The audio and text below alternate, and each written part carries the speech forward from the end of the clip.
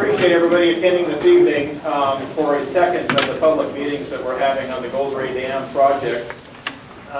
The format of this meeting is going to be a little bit different than the previous meeting.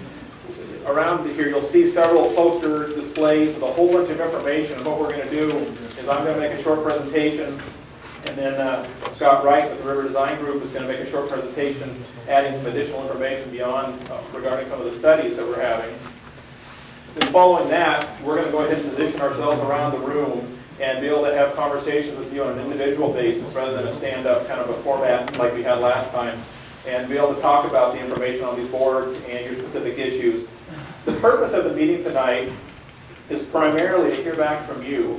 As part of this potential project to remove Gold Ray Dam, if that is what is selected, we have to do an environmental assessment, which is part of the EIS NEPA process that many of you are familiar with. And as part of that process, what we have to do is we have to receive public input from you, and we need public input from you.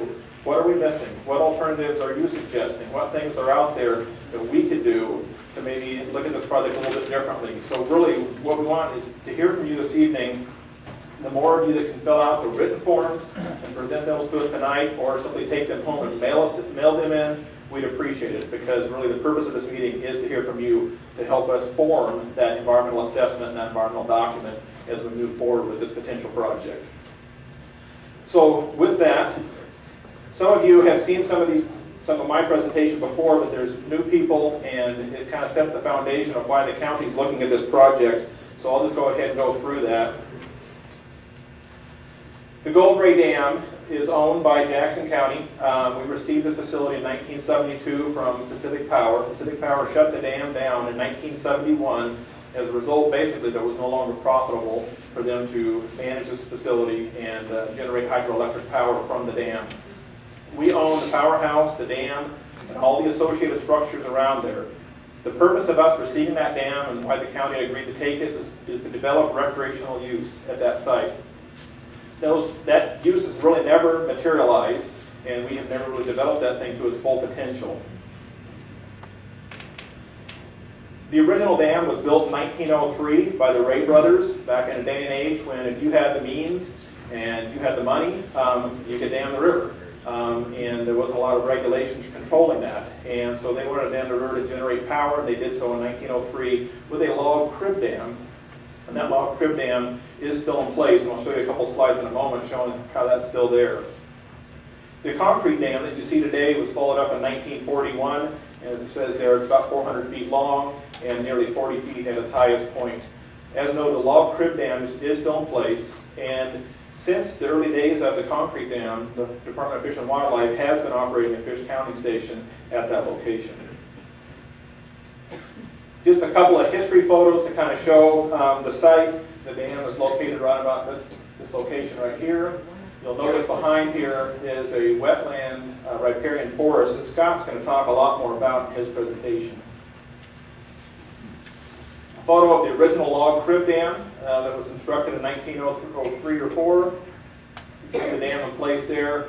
The powerhouse was built. Basically the water flowed through the forebay here through the powerhouse, turn the turbines, and which in turn the generators, and then exited out the tail race there.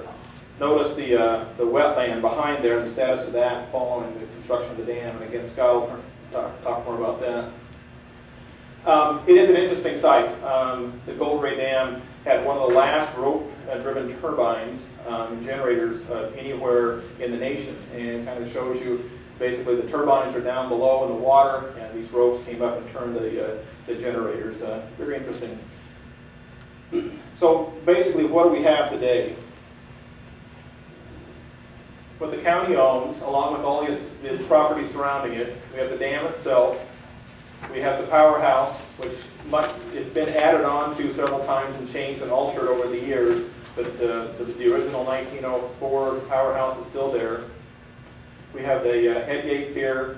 We have an old fish ladder that has not been in use for many years, and we have the current fish ladder, which is located there. All these structures are part of this potential project. And behind the dam is an impoundment. the water goes to approximately this location, the reservoir level goes to approximately that location. There's a riffle here, and then there's a large area here that is associated with the dam to some degree, and is in the process of being analyzed to see just exactly how much of that is wetlands, how much of it isn't, because that's a big key part of this project. Just a couple of photos that show the current conditions out here. The site has suffered a lot from vandalism and deterioration and lack of maintenance. The building itself is showing its age. These old rock mortar and concrete walls are showing their age. The old generators are still in the facility. The fish ladder is an issue for the county. The county has been put on notice that we're going to have to address the fish ladder at some point. That this dam has been noted as one of the top fish passage barriers in the state of Oregon, and we have to address this at some point. Basically, we've been put on notice that the current status is not something that can continue in the future. Here's another shot of that. As noted, the old timber crib dam is still in place. It's located on approximately this location, and from this photo you can actually see it from low elevation aerial photography. It's a short distance below the water level. And some recent studies by Southern Oregon University, when they were testing some of the sediments in the reservoir, clearly found the timber crib dam located right there with some sediment behind it. One of the issues the county struggles with is occasionally and all too often we get big log jams located in the dam. This log jam was a few years ago. We had to hire Erickson air crane to come in and remove many of the biggest logs from this site, and to complete that work cost in the neighborhood of about $25,000 to $30,000 to complete that work there. They do get worse. This was following the 1997 storm. And at times, nearly the entire length of the dam was choked with the debris. This was a very expensive project where we had to bring in some logging crews to remove the debris from the dam at that time. So some of you have seen this before, but basically, why is the Board of Commissioners even embarking on this project? Why are they considering removing the dam? And really, it's simple. This is not a project that's the same as Elk Creek.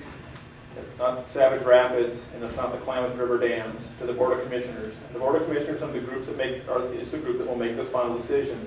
To the Board of Commissioners, this is simply a cost and liability issue. This dam is pushing 70 years old. It has been there a long time. We do know that there's some rehabilitation work that's necessary for it, and there's a potential large cost and liability. The dam serves none of the intended purposes which dams are typically built for. You do not irrigate out of this dam. It does not provide flood control benefits of any kind, and it does not generate power. There is some limited recreational value there, clearly. We are struggling with vandalism, and we're struggling with a deteriorating facility. We know the fish ladder needs extensive repair. We've been put on notice that that's going to have to be addressed. The drift and log removal issue that I talked about, and some potential litigation if we don't start taking actions on the fish ladder. The bottom line for the county and for the Board of Commissioners is we have to start investing in this facility. We have to spend money to rehabilitate this structure, fix this structure, fix the fish ladders, or we have to invest money in taking it out. Because the current process and the current status of basically doing nothing isn't going to work in the future. We have to invest in this one way or another. So before the Board of Commissioners will make a final decision, they've made it very clear that they want some answers to some questions.